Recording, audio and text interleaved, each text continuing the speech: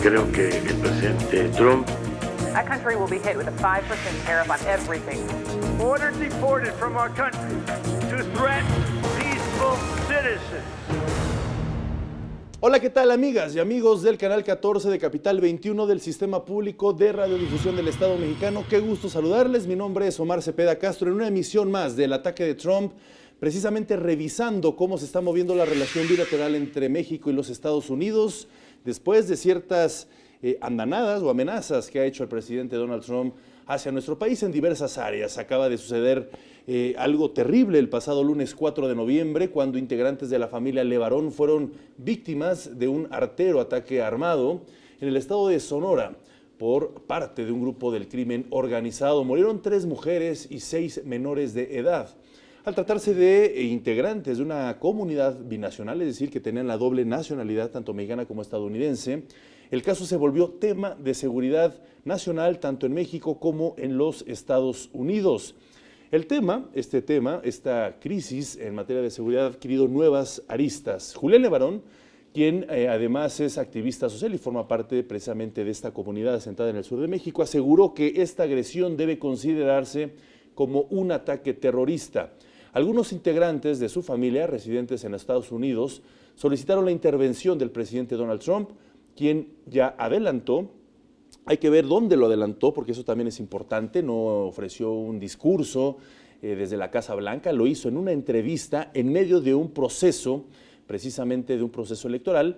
Dijo que los cárteles de la droga en México deben ser clasificadas como organizaciones criminales o terroristas. Precisamente de eso vamos a hablar este día, y para ello permítanme presentarles a quienes se encuentran con nosotros en este día aquí en los estudios de Capital 21. Permítanme presentar al maestro Jorge Armijo de la Garza. Él es subdirector de análisis del Centro de Estudios Internacionales Gilberto Bosques. Bienvenido, es un placer saludarte. Muchas gracias, Omar. Encantado por estar por acá. Gracias. También les presento a la doctora María Cristina Rosas. Ella es doctora en Relaciones Internacionales, también maestra catedrática de nuestra máxima casa de estudios, la Universidad Nacional Autónoma de México. Bienvenida. Gracias, doctora Omar, por la invitación. Buenas noches. Un placer. Tenemos de este lado del estudio a la doctora Mariana Aparicio, también profesora de tiempo completo de la Universidad Nacional Autónoma de México, de la Facultad de Ciencias Políticas y Sociales de la UNAM. Bienvenida, gracias. Muchas doctora. Gracias por la invitación. Y finalmente presento al doctor Jesús Gallego Olvera. Él es profesor del Centro de Estudios Superiores Navales. Bienvenido, doctor, un placer tenerlo. Omar, un placer estar por acá también. Muchos de ustedes expertos en materia internacional, relaciones internacionales, la relación bilateral entre México y los Estados Unidos, y también un tema muy importante, la seguridad, que en este caso tiene mucho que ver. Me gustaría iniciar esta mesa de análisis sobre lo que ya dije en la introducción, la posibilidad de que los cárteles mexicanos sean tomados o clasificados como grupos terroristas, precisamente por haber matado directamente a mujeres y niños en este ataque contra la familia Levarón. Me gustaría preguntarles qué opinan al respecto, qué tan viable consideran esta posibilidad. Decía yo que Donald Trump dijo esto, que sí lo iban a hacer en una entrevista, es decir, en las pantallas de televisión y no desde una perspectiva de la Casa Blanca como mandatario. Eso podría también desviar un poco la atención y pensarse que lo está haciendo como un acto de campaña, más allá de realmente una estrategia a nivel de seguridad. ¿Qué opinan ustedes? ¿Lo ven viable o en dónde está incursionado esta posibilidad que acaba de mencionar el presidente Donald Trump? Me gustaría empezar por las compañeras que nos acompañan aquí. Si gustas, empezamos contigo, doctora María Cristina Rosas. Después te cedo la palabra y después los caballeros, si me lo permiten. Por favor. Claro, bueno, no es nuevo que Estados Unidos plantee considerar a organizaciones delincuenciales, de la delincuencia organizada, como terroristas. Yo me acuerdo que cuando en el gobierno de Obama atraparon y mataron a Osama Bin Laden, eso fue un mes de mayo, en julio sale una iniciativa de Obama para combatir al crimen organizado, y ahí se menciona puntualmente a organizaciones criminales como la yakuza japonesa, como la mafia rusa, y se menciona a los Zetas de México. y se establecía muy claramente en ese documento de Obama la conexión entre delincuencia y terrorismo. Entonces, no es la primera vez que este tema se está abordando en Estados Unidos, tenemos el antecedente de Obama, y ahora el presidente Donald Trump, en este marco de lo que sucede con la familia LeBaron, en este marco de contienda electoral o preelectoral, pues se pronuncia al respecto. Hay que recordar también que hay varios legisladores que han estado insistiendo en que el tema sea abordado por Estados Unidos y que incluso Estados Unidos tome cartas en el asunto con o sin la contribución de México. O sea, eso está pululando en el ambiente. Pero ahora, yo creo que hay que poner los puntos sobre las IES. El terrorismo es un método, ¿sí? Es un tipo de violencia, ¿sí? Y tiene una finalidad política. Lo menciono porque, por ejemplo, cuando tuvimos el incidente en el Walmart, donde llegó un tipo que manejó no sé cuántas horas y llegó a ametrallar gente, entre ellos mexicanos. Principalmente mexicanos. Principalmente era mexicanos. Su blanco. Que además hizo un manifiesto previamente en internet y demás. Yo recuerdo que el canciller Ebrard tachó eso de acto terrorista, ¿sí? Y de hecho, pues hubo mucha cautela en Cancillería, porque cuando tú tachas de terrorista un acto, tiene un perfil político de alto nivel. Estamos en un mundo donde el terrorismo es considerado la mayor amenaza a la seguridad internacional. No debemos de perder de vista el contexto internacional. Entonces, debemos de ser muy cuidadosos con los términos. Entonces, Ebrard habló de terrorismo en esa coyuntura. Ahora se habla de terrorismo en la coyuntura de lo que pasa con la familia LeBaron. Yo insistiría, el terrorismo es un método, es un tipo de violencia, tiene una connotación política, tenemos que ser muy cuidadosos con el manejo de este concepto, porque tiene muchas implicaciones. Es un acto que convoca, por ejemplo, a desarrollar o emprender acciones punitivas contra quienes son identificados como terroristas. Esto es lo que pues, a mucha gente le preocupa respecto al discurso de Trump o el discurso de legisladores que han estado refiriéndose al tema. Después de esta radiografía sobre el terrorismo que acaba de hacer la doctora María Cristina, me gustaría preguntarte, Mariana, si tú lo consideras como un acto terrorista, esto que sucedió con la familia LeBaron, y si Trump tiene los argumentos suficientes para nombrar terroristas a los cárteles mexicanos. Bueno, me pones en una gran predicación con tu pregunta. Y en realidad me parece que, como bien lo ha dicho la doctora Rosas, el concepto es una vía política. Y en este sentido, si bien México lo sugirió en ese momento, ¿no? En el caso de Walmart, que Estados Unidos lo haga México, entonces es una cuestión de soberanía. Lo cual también es importante en el contexto, y igual yo me voy a referir al contexto binacional. Estamos en una campaña electoral, estamos en medio de un proceso de impeachment que todo parece indicar que están dando señales muy positivas para que sí avance hacia Donald Trump. Los demócratas están bastante fuertes, lo han hecho en el único punto que Donald Trump ha presionado durante el último periodo, que es la renegociación del TEMEC. Entonces, digamos, esto podía haberse vislumbrado desde el acuerdo migratorio, era el segundo tema dentro de la agenda de la relación binacional como un método de presión política para México, ¿no? Por lo tanto, desde mi perspectiva es un discurso más político que aplicado. ¿Por qué? Porque en caso que lograra, digamos, tanto el Congreso como Donald Trump posicionar al crimen organizado mexicano como un grupo terrorista, en medio de una campaña electoral significaría tener a poderosos grupos que cabildean fuertemente en el Congreso, que sería, por ejemplo, la Asociación del Rifle y los banqueros, porque el crimen organizado necesita vías, y básicamente en una campaña electoral con el impeachment, si yo fuera Donald Trump, que espero que yo nunca lo fuera, ¿no? Pero, o si fuera un asesor de Donald Trump, más bien lo utilizaría... En otra vida. En otra vida, pero ni eso, ¿no? Pero si fuera una asesora de Donald Trump, en realidad lo diría, puedes utilizarlo como parte de una estrategia de campaña política, de ahí que lo diga en un medio y no en un asunto oficial, porque en términos pragmáticos y prácticos es casi como si estuviera pegándose en el pie, ¿no? ¿Un tema político electoral, Jorge, o un tema de seguridad nacional? Esto que acaba de decir Donald Trump. Bueno, sin duda, yo creo que un tema muy relevante, abonando a lo que nos comentan, es esa búsqueda por traer el discurso de seguridad nacional como un elemento para tomar decisiones que incluso van más allá del ámbito de la seguridad nacional.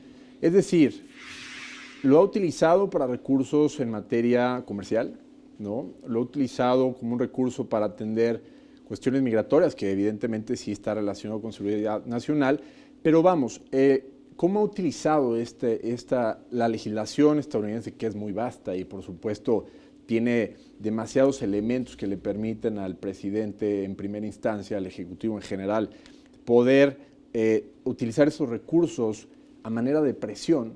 Es como lo ha venido haciendo con México, ¿no? Entonces, tenemos un escenario en el que el argumento de seguridad nacional está jugando un papel fundamental, no solo en esta circunstancia, ya lo comentamos también, en la negociación del tratado entre Estados Unidos, México y Canadá, lo está haciendo también en otros ámbitos que de alguna manera ponen, en este caso específico, a México en una posición sumamente compleja, ¿no? Compleja porque, si bien se está volviendo una narrativa en un contexto electoral bastante polarizado y que más avanzado el proceso tanto del impeachment como electoral, pues la audiencia que está de alguna manera más interesada en cuestiones de seguridad, de militarización de la frontera, va a tener más audiencia, es decir, aquellos legisladores que están más preocupados por esos temas, ya los comentaba, pues van a poner justamente el foco en esos temas y eso va a volver sumamente atractivo este discurso y lo va de alguna manera a utilizar como un reflector para tapar otros elementos. A mí lo que sí me gustaría dejar muy claro es que tampoco se trata de simplemente hablar de un proceso expedito, ¿no? Es un proceso que implicaría una serie de procesos y hay que decirlo. ¿Te refieres al proceso de designar terroristas a los cárteles mexicanos? Estas corporaciones, organizaciones del crimen organizado como organizaciones terroristas extranjeras, ¿no? Ese es el término específico. Y hay dos vías. Una vía que es por parte del Departamento de Estado, si quieres ya entramos más en materia, y otra que es por medio de una orden ejecutiva del presidente Donald Trump. Las dos tienen atribuciones y alcances distintos y sí valdría la pena profundizar, porque en el caso primero, pues sí tendría implicaciones mucho más profundas en la agenda bilateral, en la agenda de cooperación que definitivamente trastocaría pues todos los programas, todos los canales de diálogo que se mantienen vigentes y que de alguna manera son el sostén, no solo de la relación bilateral, sino también de la cooperación regional, tanto en América del Norte como en Centroamérica, el caso específico del Plan Integral Centroamérica. En el caso de la orden ejecutiva, pues es un enfoque mucho más específico, que bien no tendría que ser aprobada por un Congreso o no podría ser objetada por el Congreso, como sí lo sería en el caso de la decisión del Departamento de Estado, pero que también pone en jaque esta buena vecindad, ¿no? Entonces yo creo que hay que tener muy en claro que sería un proceso que llevaría tiempo, por lo menos para hacer el análisis y dar los argumentos que hagan válida la decisión, ya sea del Departamento de Estado o del presidente, y superar el trámite de los 7 días para que el Congreso decida si objeta o no. Por lo pronto hay que también dejar claro que el presidente Donald Trump no dijo cuándo, ¿no? Lo dijo en el contexto de esta entrevista y sigue en el aire, como tú dices, el inicio real de este proceso. Por lo pronto podría pensarse que es únicamente un tema electoral, al menos. También ha sido cauto el presidente Andrés Manuel López Obrador en enfrentarse directamente, está tomando su tiempo. En las mañaneras, en una de las mañaneras recientes, pues precisamente dijo, en el contexto del Día de Acción de Gracias, dijo, pues ahorita no hablemos mal, ¿no? Les mando un abrazo a los estadounidenses, que disfruten este día, como diciendo, vamos a esperar, vamos a ver cómo se acomodan las cosas. Pero bueno, finalmente hizo generó muchísima opinión pública, tanto en México como en los Estados Unidos, al respecto. ¿Consideras tú, Jesús Gallegos, que esto realmente, este ataque a la familia Levarón, sí representa una amenaza a la seguridad nacional o cómo está evolucionando los cárteles mexicanos, no solo en la frontera, sino en esta participación binacional del crimen organizado? Sabemos que no es exclusivo de México, es más, es global, ya lo decíamos antes de iniciar el programa.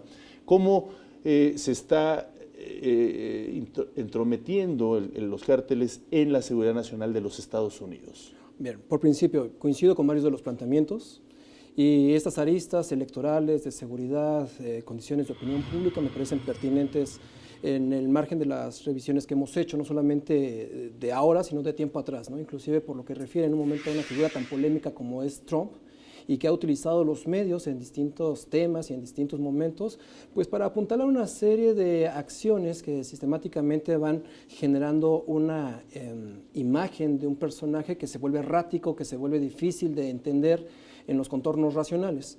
Ahora, sugerir que esta acción que se da, que es resultado de un hecho lamentable, el 4 de noviembre contra miembros de la familia Levarón, considerarlo como un detonante que complique la relación bilateral en materia de seguridad nacional, me parece que es una sobredimensión.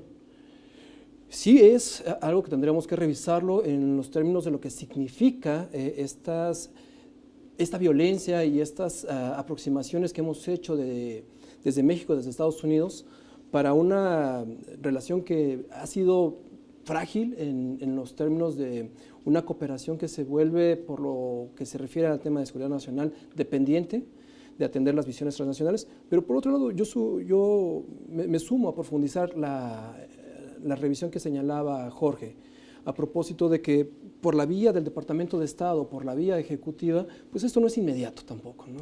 Y en este sentido, como ya sugería Mariana, pensarlo hacia un proceso electoral que en marzo próximo, en febrero, que ya esté más encaminada las condiciones internas en cada uno de los partidos, pudiera recuperarse.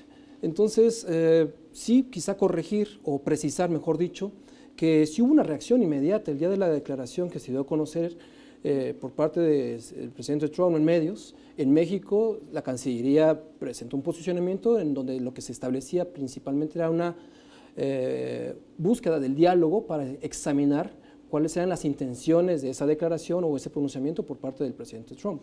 Claro. Ahora, ya al margen de todo eso, sí conviene también precisar que ese proceso dentro de los esquemas que conocemos de la sección 219 de la Ley de Nacionalidad y Migración de los Estados Unidos, pues adquiere ciertas etapas en las cuales también el gobierno de Estados Unidos, al declarar organizaciones terroristas extranjeras a los cárteles mexicanos, podría ir desde una incautación, confiscación de bienes financieros, hasta una aplicación de fuerza.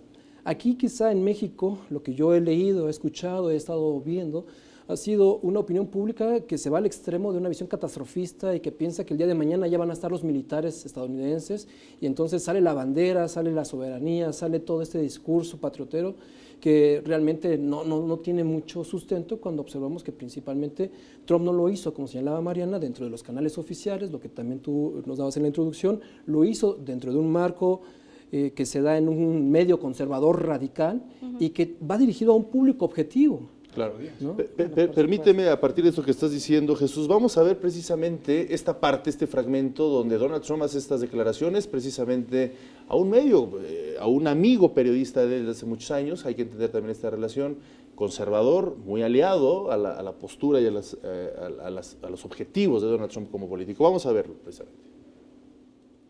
If another country murdered 100,000 Americans with guns, we would go to war with that country. Yet, the Mexican drug cartels kill more than 100,000 Americans every year by the importation of dangerous narcotics. Are you going to designate those cartels in Mexico as terror groups and start hitting them with drones and things like that? I don't want to say what I'm going to do, but they will be designated. I don't say what I want to do. I've already offered Mexico. I like the president very much. I actually get along with this president much better than the previous president. And in theory, this president has socialistic tendencies, but I think he's a very good man. But I've actually offered him to let us go in and clean it out. And he so far has rejected the offer. But at some point, something has to be done. Look, we're losing 100,000 people a year to what's happening and what's coming through on Mexico. And they have unlimited money, the people, the cartels, because they have a lot of money because it's drug money. Pues a mí me parece muy desafortunado, a mí muy desafortunado que las víctimas se hacen responsables de haber muerto de forma violenta, especialmente cuando se trata de mujeres y niños, y creo que es pues bastante desafortunado que nosotros no nos podamos solidarizar, no solamente con estas mujeres y estos niñitos que les dispararon cientos de veces y les quitaron la vida de una forma diabólica. Y si esto no es un ataque terrorista, pues entonces para mí es lo mismo que una persona que entra con un explosivo a un centro comercial y ni siquiera conoce a la gente que está ahí y les quita la vida. En principio es exactamente lo mismo. Bueno, pues ahí está justamente lo que generó esta gran polémica de la cual estamos analizando. Primero el presidente Donald Trump abre la posibilidad de nombrar a los cárteles mexicanos como grupos terroristas.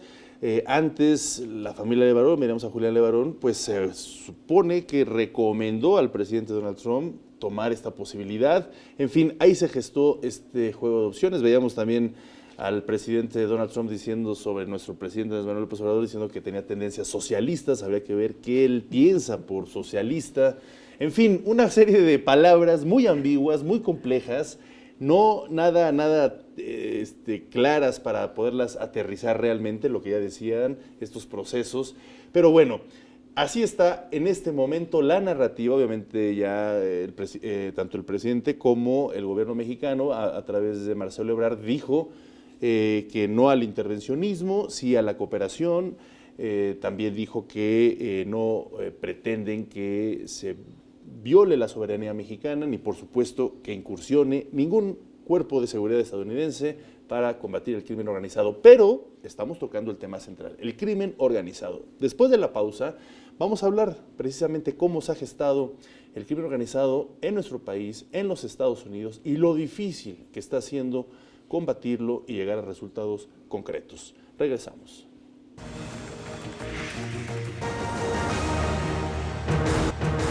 Qué bueno que sigue con nosotros. También saludamos con mucho gusto y qué bueno que nos acompaña a través de nuestras redes sociales, quienes nos siguen en Facebook Live, a través de la página del canal 14. Gracias por continuar con nosotros. Vamos a escuchar precisamente las palabras del presidente Andrés Manuel López Obrador después de que un reportero en sus conferencias matutinas le preguntara sobre esto que está sucediendo con la familia Levarón. Hay que recordar que va a recibir a integrantes de la familia Levarón el 2 de diciembre, donde le ofrecerá pues los resultados de las investigaciones que hasta el momento se tienen por parte del gobierno mexicano. Vamos a escucharlo y regresamos para seguir platicando al respecto.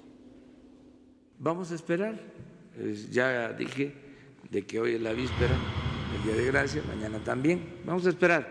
No vamos a tratar por ahora, en mi caso, este tema.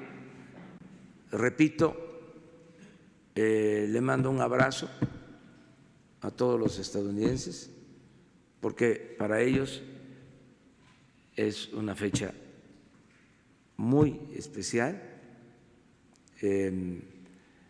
Mi felicitación, mi abrazo fraterno a los estadounidenses y no a la confrontación política, y solo repito, cooperación, no intervencionismo. Y bueno, Marcelo Ebrard, el canciller mexicano, ha dicho que se encuentra ya en negociaciones con el gobierno de Estados Unidos para entender precisamente esto, ¿no? Lo que es el terrorismo, qué quiere decir con clasificar como terroristas a los cárteles mexicanos y, por supuesto, analizar las repercusiones que esto traería, porque en el corte me parece interesante esto que estaban comentando, de que incluso en los mismos Estados Unidos hay varias definiciones sobre, es decir, hablo de las instituciones que conforman, sobre todo el aparato de seguridad de Estados Unidos, diferentes clasificaciones sobre terrorismo. ¿Qué nos pueden decir al respecto? Bueno, no hay una definición de terrorismo sancionada por la comunidad internacional, a diferencia, por ejemplo, de otros conceptos o términos como genocidio. Hay una convención de genocidio donde se define claramente lo que es genocidio. Pero en el caso del terrorismo no, y hay diferentes propuestas. El problema con que no haya una definición de consenso es que cada quien interpreta como terrorismo lo que conviene a sus intereses y el concepto muta. Por ejemplo, yo me acuerdo que Ronald Reagan mencionaba que los contra, que pues destruyeron infraestructura en Nicaragua en los años 80, eran considerados freedom fighters, ¿no? Pero para el gobierno de Nicaragua, para los sandinistas, eran terroristas, ¿no? O Yasser Arafat era considerado un luchador por los derechos de los palestinos, pero Israel lo tachaba de terrorista. Entonces, es un concepto muy subjetivo. Como no tenemos parámetros y consensos de la comunidad internacional para definirlo, cada quien lo define a conveniencia. Punto número 1. Punto número 2, Marcelo Ebrard, yo me acuerdo, cuando tuvimos la pelotera de que nos iban a aplicar aranceles por el tema migratorio, él dijo que trató además, como otro tema con Trump, lo de incautar armas que ingresan ilegalmente a México. ¿Por qué lo menciona? Porque yo no estoy de acuerdo con el señor presidente cuando dice que vamos a esperar. Yo no creo que debamos esperar. Yo creo que hay que poner los puntos sobre las IES. El problema que estamos enfrentando es un problema de mercado, el mercado de Estados Unidos, el mercado de las drogas, ¿sí? Que es alimenta millonario. ciertamente a los cárteles. Tenemos que lograr compromisos firmes de Estados Unidos para combatir el consumo de estupefacientes en su territorio. Y hay otras dos cosas que hay que hacer. Incautar las cuentas bancarias, ¿sí?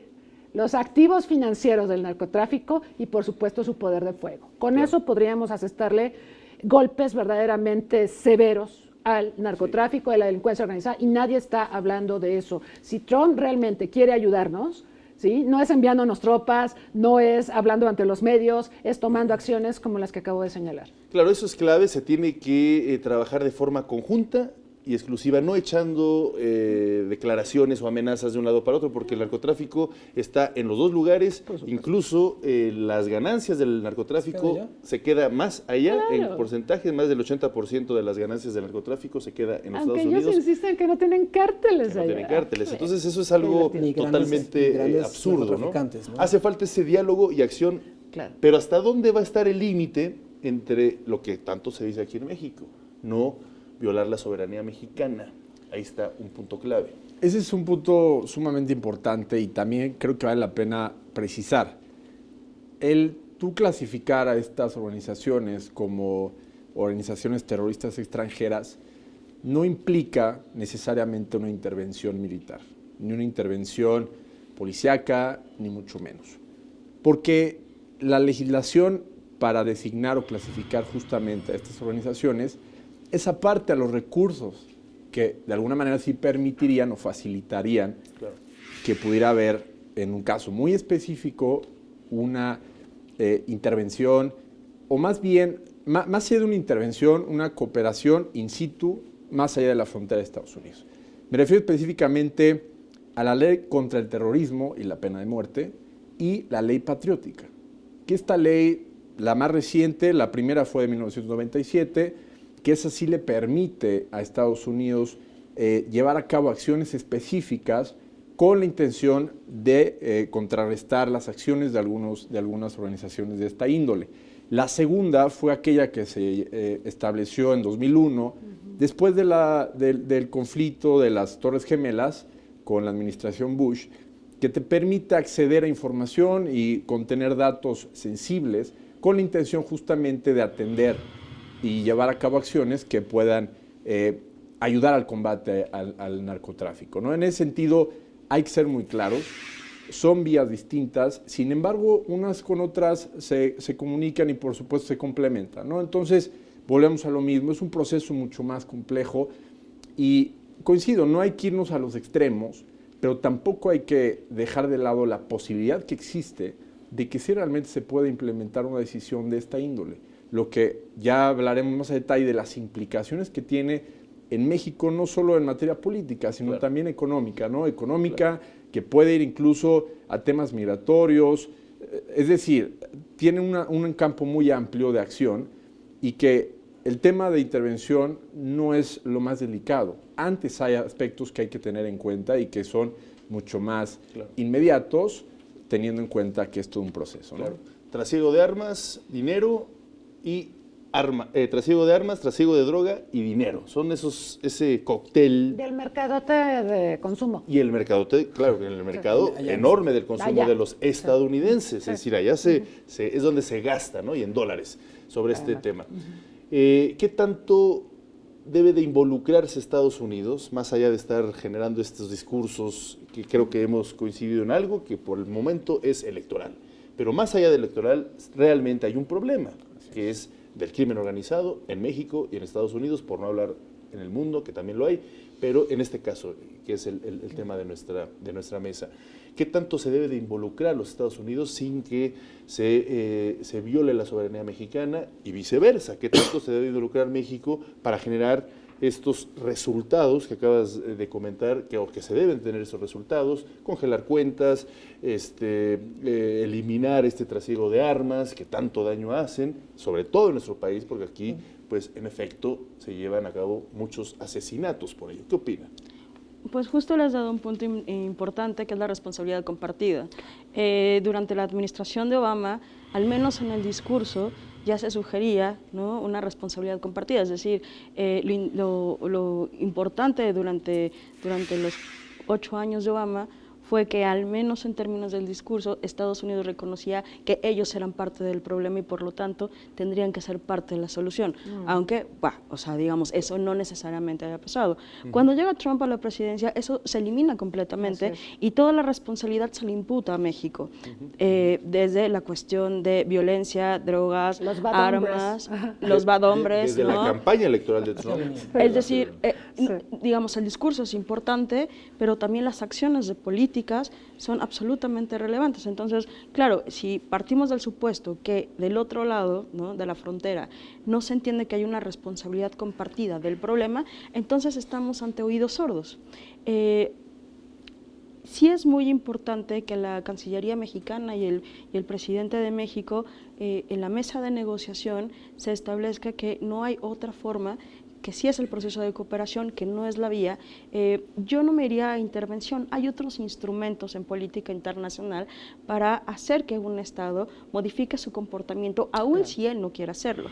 Y la primera vía para hacerlo, antes del intervencionismo, que sería la última etapa, es sanciones económicas, y eso fácilmente lo puede hacer la vía de orden ejecutiva.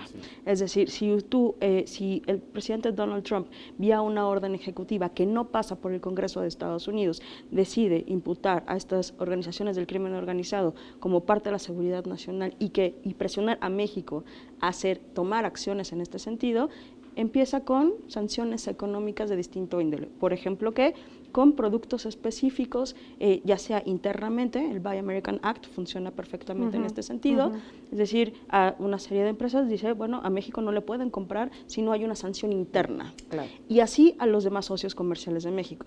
Es decir, en efecto, falta mucho tiempo para que podamos ver la última posibilidad para modificar el comportamiento de otro país, y sobre todo en relaciones asimétricas, donde también parece que México tiene un poco de prisa para que se le ratifique el TEMEC, ¿no? De hecho, SEADE fue en estos días, cuando estaba el Thanksgiving, donde no hay nada en Washington, ¿no?, con una carta del presidente de México diciendo, oigan, sería bueno que nos ratificaran el TEMEC. Entonces, si juntamos estas dos cosas, es lo que en términos discursivos el presidente de México dice, nosotros ya hicimos lo que teníamos que hacer en términos del TEMEC, y por otro lado, Donald Trump está con el discurso de vamos al crimen organizado. Estas dos cosas en conjunto pueden ser absolutamente desfavorables para la negociación que pueda hacer México. Claro. Sí. ¿Qué opinas? Bueno, yo quisiera, igual que Cristina, poner algunos puntos sobre las CIES, dos en específico. El primero, cuando nos haces la pregunta, ¿todos los Estados Unidos? No, desde luego, pensar unitariamente a los Estados Unidos, monolíticamente, es un error. Hay un complejo Estados Unidos en donde Trump, mencionaba yo hace un rato, y creo que lo hemos coincidido, responde a un público objetivo con el cual se siente identificado para ese proceso electoral dentro del marco también del impeachment. Y entonces Estados Unidos tiene, no lo hemos revisado quizá con profundidad, también detractores internos sobre este pronunciamiento que Trump hace, ¿no?, específicamente, y esos detractores internos desde luego no están en la frecuencia o no están sosteniendo ese mismo argumento. Inclusive hay quienes ya en Estados Unidos han comentado que se puede ser un efecto boomerang, porque declarar como agrupaciones terroristas extranjeras a los cárteles mexicanos tendría que, dentro de estos esquemas que se señalaban, eventualmente un efecto red. ¿Quiénes apoyan a estos grupos? ¿Quiénes son los que se benefician? Y eso eventualmente tendría que llegar, en un sentido de inteligencia, a personas, a empresas que están en Estados Para Unidos. desenmascarar Bancos. la realidad que hay en Estados Entonces, Unidos. ese efecto boomerang está ahí, también hay que calcularlo. Otro aspecto quizá, y que yo aquí sí me permitiría igual recordar, antes de la responsabilidad compartida, Estados Unidos tiene como principio la responsabilidad de proteger, que es lo que ha marcado inclusive la Estrategia de Seguridad Nacional del presidente Trump, publicada en diciembre de 2017. Y la responsabilidad de proteger es unilateral. En mucho de su entendimiento se da a partir de que están protegiendo el interés nacional de los Estados Unidos. Y en esta relación asimétrica, esa responsabilidad de proteger inclusive es protegerse de los Estados Unidos de los excesos que pueden tener o de las debilidades que pueden tener algunas instituciones. Otro punto sobre la I, no hay que ser ingenuos, por favor. En México tenemos presencia de elementos de seguridad de los Estados Unidos, de dos agencias, todo el tiempo, desde hace décadas. En los 80s, no olvidar que secuestraron al médico. Kiki Camarena. Cuando se da y lo secuestraron de Tijuana. Entraron a territorio mexicano y se lo llevaron y lo enjuiciaron en Estados Unidos. Pero tenemos agentes de la DEA, de la CIA, FBI, de ICE, en fin, están aquí y están armados. Pero ahí yo creo que la diferencia es que es en un ámbito de cooperación bilateral, ¿no? Que yo creo que ahí la distinción es bajo qué términos tú vas a llevar a cabo la cooperación, colaboración entre los dos estados, los gobiernos, para atender una problemática común. Sin embargo, vemos que la presión no es nueva. Teníamos las verificaciones anuales que en la década de los 90 fueron un tema que realmente desgastaron la relación bilateral y se mantuvieron durante varios años, hasta 2001 me parece, más o menos, ¿no? Entonces, y nuevamente estás pensando en que haya una especie de verificaciones en el tema del TEMEC para el ámbito laboral, ¿no? Entonces estamos nuevamente viendo esos espacios para que Estados Unidos condicione a México en los ámbitos comerciales, político, migratorio, y que no necesariamente es una cuestión de cooperación. Yo creo que ahí es un tema importante que mencionar. De acuerdo, pero justo mucha de la presencia de estas organizaciones o de miembros de dependencias del gobierno de Estados Unidos se dan en sentido de acciones encubiertas, no tienen que ser reconocidas. Claro. Es decir, pensemos que sí hay un marco formal de cooperación y colaboración, pero hay un marco informal donde ellos, desde luego, con su interés nacional entendido allende sus fronteras, pues no tienen que pedir sus permisos, lo llevan a cabo desde luego con las condiciones de inteligencia, de tecnología que... Y eso no es violar la soberanía. Bueno, eso sí es violar la soberanía. Pero habría que reconocerlo por principio, y reconocerlo también significaría del lado mexicano, que es la pregunta que nos hacía, bueno, ¿y qué implicaciones tiene para México? Claro. Pues también dar cuenta de que la relación bajo estas condiciones asimétricas pues requieren de una subordinación. El presidente es muy astuto en esta primera declaración que nos pasabas en el corte, dando cuenta de que es cooperación y colaboración, para no señalar que es subordinación, que es injerencia, que es intervencionismo. Pero por otro lado también habría que añadir que en esta revisión que se ha hecho desde el gobierno federal y particularmente del lado mexicano, pues queda pendiente lo que comentábamos en el corte, que el caso de Levarón, que está detonando todo esto, pues tiene otras líneas de investigación que no tienen que ver necesariamente con crimen organizado. Así es. Que tienen que ver en un aspecto público más mórbido, con condiciones de los credos y condiciones, por supuesto, inclusive materiales. El agua que se encuentra en el territorio, que es propiedad de la familia Levarón y de la comunidad. Claro, y de hecho, bueno, para asistir a este caso también entraron sin armas, ¿no? Un grupo de camionetas del FBI a territorio mexicano. Para ustedes sí es una violación a la soberanía nacional, para ustedes es una violación a la soberanía nacional este tipo de sucesos que están enmarcados en una colaboración, en un marco de colaboración. Bueno, en definitiva, si existe el marco de colaboración y el gobierno mexicano de alguna manera es partícipe bajo el entendido de que sabe que se está llevando a cabo esas acciones, pues me parece que ya hay un consentimiento por parte del gobierno, ¿no? En caso de que así no lo fuera, evidentemente sería una violación a la soberanía nacional, ¿no? Okay. Yo hablaría de la proporcionalidad, porque, por ejemplo, nosotros pudimos haber enviado un convoy, no sé, de la Guardia Nacional al Paso por lo de Walmart, y no pasó. O sea, hay una desproporcionalidad. Estados Unidos, cada vez que le tocan a un ciudadano, a un paisano de ellos, inmediatamente moviliza, amenaza, y hay toda una narrativa de intimidación hacia los posibles perpetradores o agresores, ¿sí?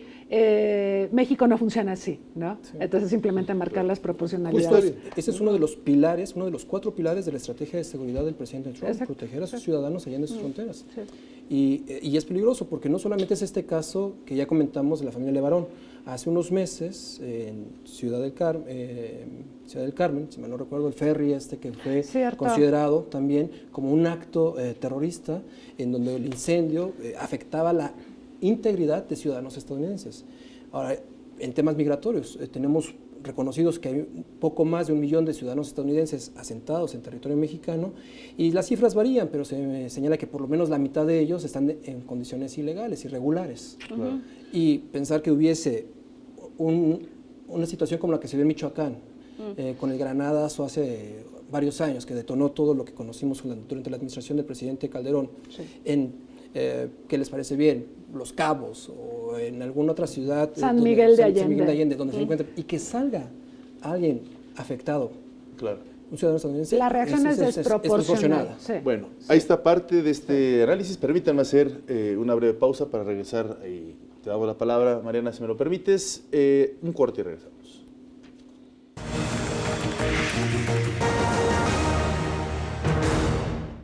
Qué bueno que sigue con nosotros. Sabemos de que la globalización es un fenómeno que teje las relaciones entre naciones, entre estados-naciones, y que cada vez la globalización tiende a una mayor cooperación de distintas índoles, desde lo económico, lo social, lo cultural y por supuesto los temas de seguridad, que es lo que estamos más o menos aquí evaluando. Esta reflexión me llega a partir de lo que estábamos platicando antes del bloque. Y precisamente quería que nos dieras tu opinión, Mariana, sobre si se está o no violando la soberanía con estos acuerdos que se supone existen entre México y los Estados Unidos para cierto tipo de acciones que tienen que ver la seguridad nacional. ¿Tú qué opinas al respecto? ¿Se viola o no se viola? Porque pues también si estamos diciendo hace falta la cooperación bilateral entre México y los Estados Unidos, pues tiene que haber alguna... ¿no? Tienen que ceder en algunos aspectos tiene que haber algo. Reciprocidad. Sí, pero la reciprocidad también lleva a ceder algo. Claro. ¿Y ese algo claro. qué es? ¿No? ¿Qué es? Por ejemplo, compartir fuerzas de seguridad para ir por un cártel en México y en los Estados Unidos. Eso lo vemos mal si se establece bien un marco de cooperación al respecto. ¿Tú qué opinas? Bueno, para eso tenemos la cooperación funcional y eso implica que en un tema específico por un tiempo determinado, 2 o más estados deciden cooperar en ese punto específico. Si hay un beneplácito por parte de los 2 estados en un tema, de nuevo, particular, en una temporalidad específica, es un proceso de cooperación, no es violación de soberanía. Todo lo cual, aunque aún así sean relaciones asimétricas, porque es un acuerdo entre partes.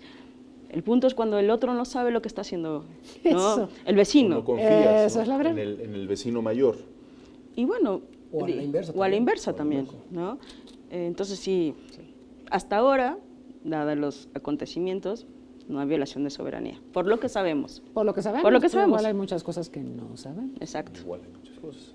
A mí me parece, Omar, que realmente la relación bilateral México-Estados Unidos tiene un marco jurídico sumamente amplio, sumamente robusto, que abarca demasiados ámbitos y que de alguna manera ha venido funcionando y trabajando con base en ese marco.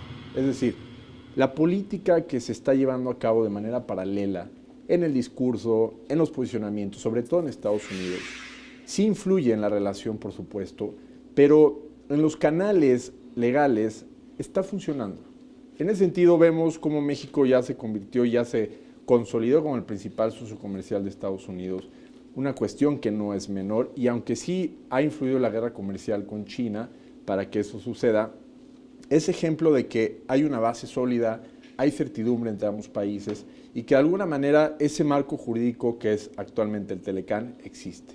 Ahora, en la negociación del TEMEC, realmente hay factores políticos que son propios de la dinámica electoral que están influyendo y lo estamos viendo, lo acabas de mencionar, ¿no? Que ahorita SEADE tuvo que ir el día de ayer de bote pronto a Washington para negociar con Robert Lighthizer y llegó Freeland para justamente tratar de llegar a un acuerdo que me parece hay diálogo, hay canales abiertos, hay la intención de llegar a consensos. Sin embargo, hay que ser muy claros.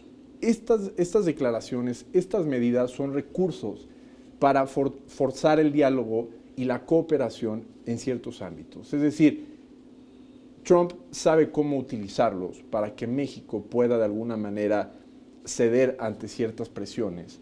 Y yo no diría que eso es quebrantar el marco jurídico, sino más bien es hacer uso de las posibilidades en el ámbito político para justamente pues, atender temas que a Estados Unidos les son prioritarios en un contexto de polarización, de próximo juicio político, parece ser muy viable, pero que de alguna manera no quiere decir que el marco de cooperación no exista o que esté quebrantado. Esa es mi postura, yo coincido en que habría que tomar muy seriamente las declaraciones en el ámbito o en el espacio en el que se den, pero también hay que ser muy claros, la cooperación existe y es muy amplia y está funcionando, ¿no?, en muchos ámbitos. Con estas declaraciones de Donald Trump, con estas amenazas de Donald Trump en ciertos rubros, siempre estamos, o pareciera que estamos en el filo de la navaja, ¿no?, que en cualquier momento nos podemos desbocar y generar un conflicto diplomático entre México y los Estados Unidos. ¿Lo ven así? O a pesar de que estas amenazas de Trump o estas constantes declaraciones de Trump tan rígidas, tan difíciles, la relación bilateral México-Estados Unidos va más allá de esta perspectiva, porque es algo que muy probablemente vamos a seguir viendo. Sí. Puede ser migrantes, puede ser temas de seguridad nacional, puede ser economía, lo del TEMEC u otros que a lo mejor ahorita ni siquiera imaginamos, ¿no? El famoso muro que siempre ha querido construir entre México y Estados Unidos, en fin, todo esto, ¿no? Y que hemos visto que pues, son muchas veces frases huecas o intenciones superficiales que no se van a resolver y que no se van a hacer. ¿Qué opinan ustedes? ¿La relación México-Estados Unidos es lo suficientemente fuerte más allá del presidente que se encuentra en turno? Totalmente. No solo, yo coincido, no solo es fuerte, es compleja, y en esa complejidad es donde a veces encontramos las dificultades de un entendimiento inmediato, pero sí es una relación que está entre las sociedades, que en la frontera es muy clara esta dinámica comercial, política, social, humana. Claro. Tenemos a los 4 gobernadores de los estados fronterizos de Estados Unidos y los 6 mexicanos reuniéndose con alguna frecuencia. Sí. Tenemos a congresos también reuniéndose con alguna continuidad. Con su propia agenda, ¿no? Con agendas legislativas, agendas ejecutivas locales. Tenemos a nivel condado, ciudades, hermanas que también tienen sus propias dinámicas. Entonces, inclusive tenemos ejercicios en donde ciudades como Santa Ana, California y algunas más en Michoacán, pues tienen una revisión Zaguayo, por ejemplo, de colaboración para materia de transferencias de divisas y todo ello, ¿no? Entonces, el ámbito parlamentario. Insisto, sí, es muy compleja, es muy amplia y trasciende a una administración. Pero una administración sí puede marcar algunos aspectos que en el corto plazo afecten, pues quizá, y que sí tendrán afectaciones importantes en la credibilidad y en la confianza. Ahora, dejando este aspecto, nos preguntabas en este bloque, en el ámbito internacional, y me parece que ya por ahí valdría la pena atender ese marco jurídico a nivel mundial, donde existen los actores armados no estatales, que son revisados desde el derecho internacional humanitario.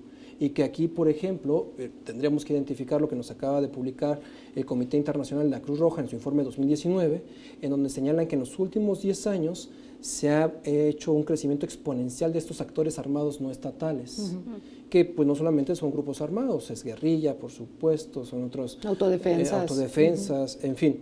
Y eso significaría también reconocer que en México tenemos a todos estos grupos.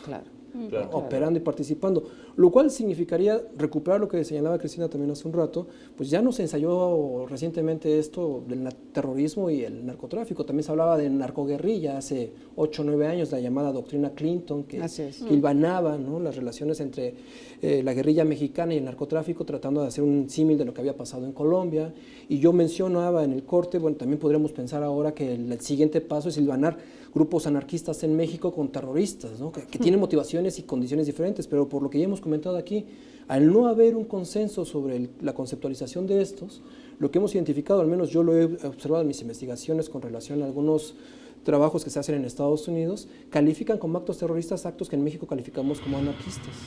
Y luego la Ley de Seguridad Nacional en México, en sus articulados, no reconoce el anarquismo como una amenaza a la seguridad nacional, Así es. pero sí reconoce al terrorismo como una amenaza a la seguridad Pero no nacional. reconoce al narcotráfico como amenaza a la seguridad nacional. Entonces, La ley del ahí 2005. están las paradojas y las ironías, Ajá. ¿no? Porque son dos elementos, narcotráfico y anarquismo.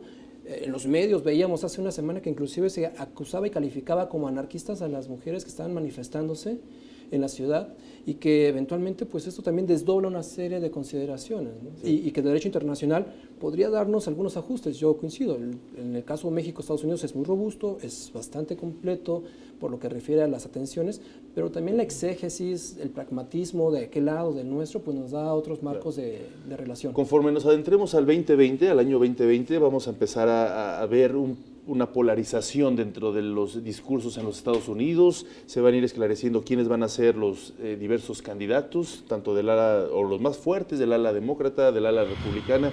¿Cómo crees que se va a ir esta polarización afectando a México y cómo debemos de estar posicionados, esperando qué y cómo? Porque viene una etapa muy dura, muy ríspida en la política en los Estados Unidos.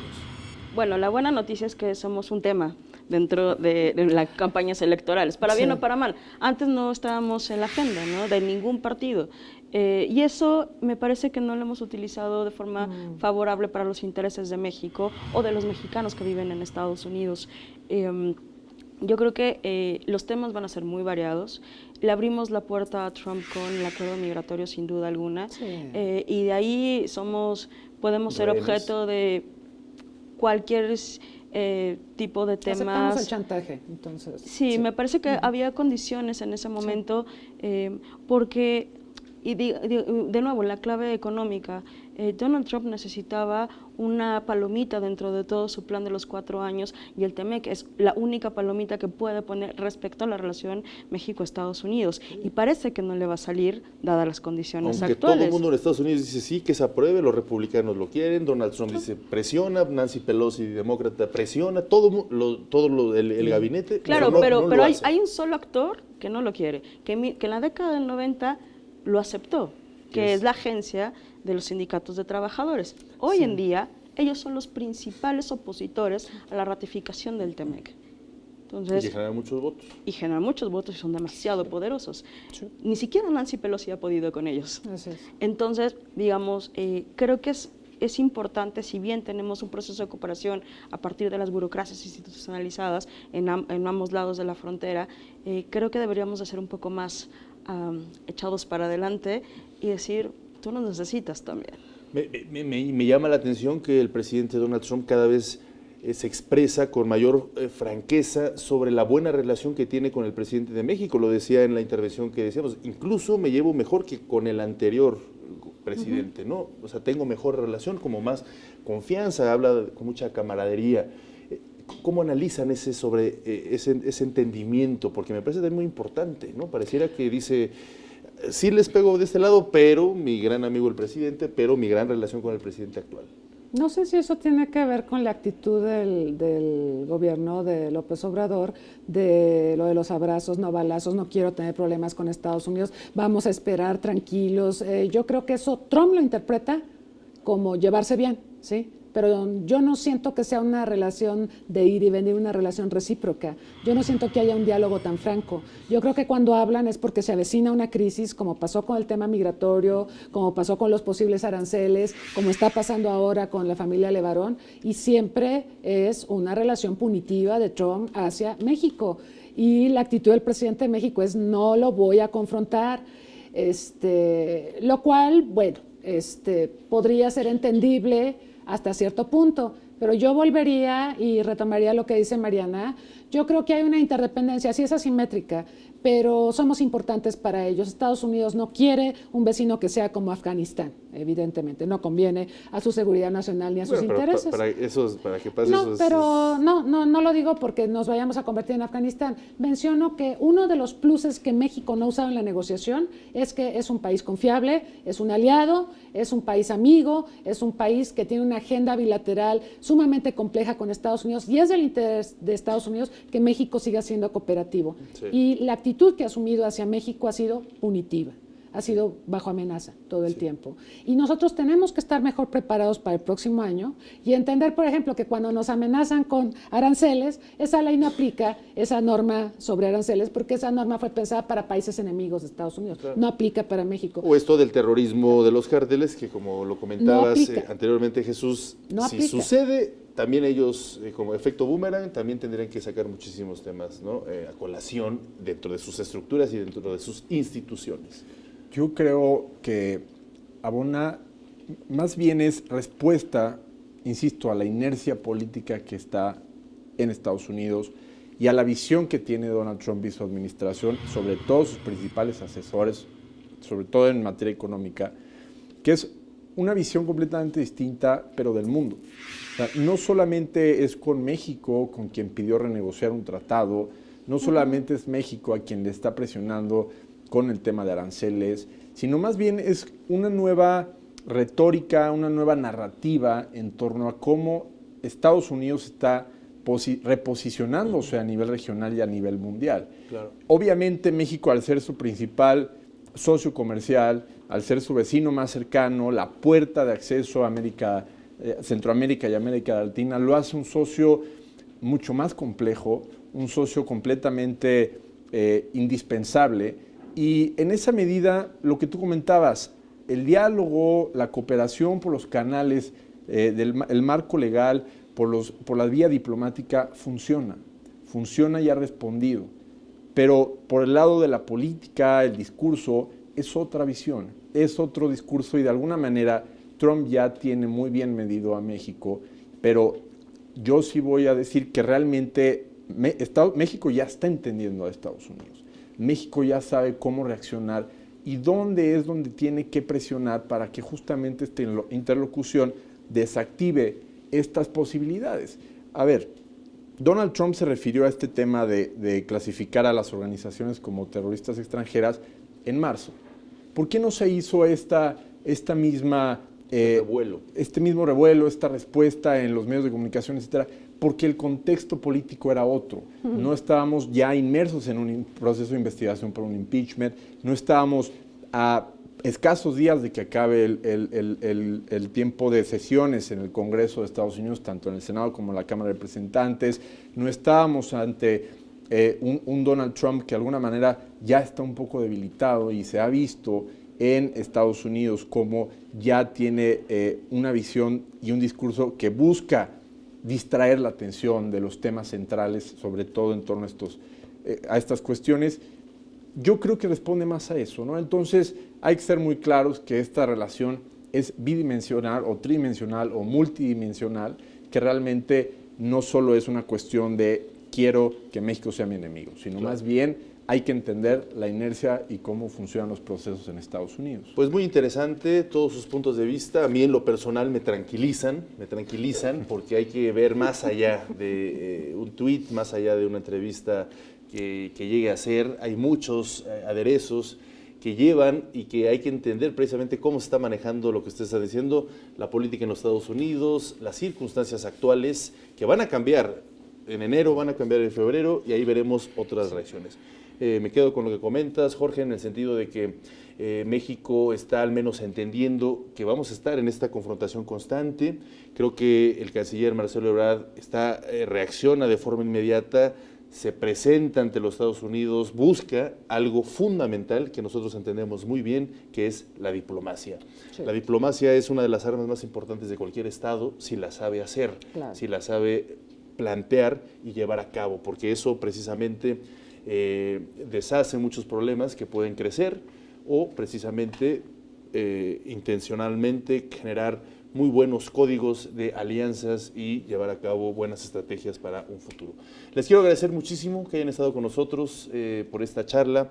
Jorge Armijo, del Centro de Estudios Internacionales Gilberto Bosques del Senado, la doctora María Cristina Rosas, catedrática de Relaciones Internacionales de la UNAM, Gracias. También a ti, doctora Mariana, también de la UNAM, profesora, catedrática, especialista en temas internacionales, y por supuesto también el doctor Jesús Gallegos Olvera, profesor del Centro de Estudios Superiores Navales. Muchísimas gracias por acompañarnos. Gracias también a ustedes por acompañarnos este día en este tema tan interesante. Por supuesto, vamos a darle seguimiento a la agenda bilateral entre México y Estados Unidos con futuros programas de análisis. Le agradezco a Capital 21 que nos haya prestado sus instalaciones para hacer posible este programa. Gracias, muy buen día.